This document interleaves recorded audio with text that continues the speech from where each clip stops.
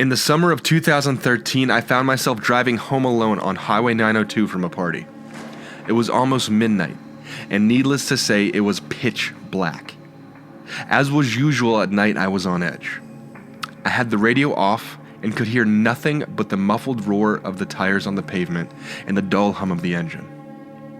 I stole a glance into the middle rearview mirror and saw nothing but darkness through the back window.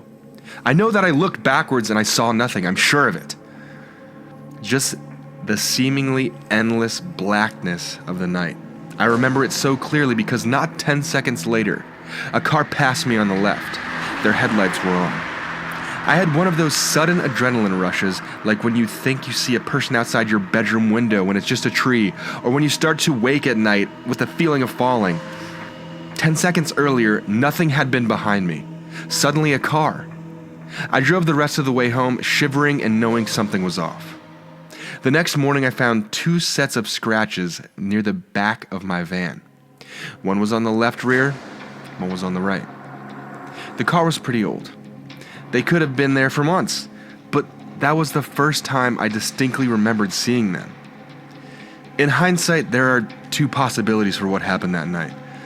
Possibility 1, by some glitch in reality or something paranormal, the other car had somehow appeared behind me within 10 seconds of me checking my mirror, like some weird ghost crap or something.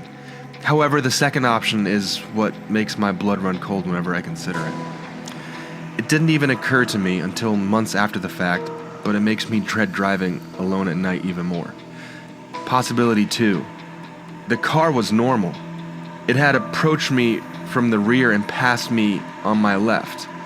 However, something large and wide and as black as the night had been clinging to the rear of my car, obscuring my view through the window and leaving deep scratches on the sides. And I had inadvertently driven it home with me.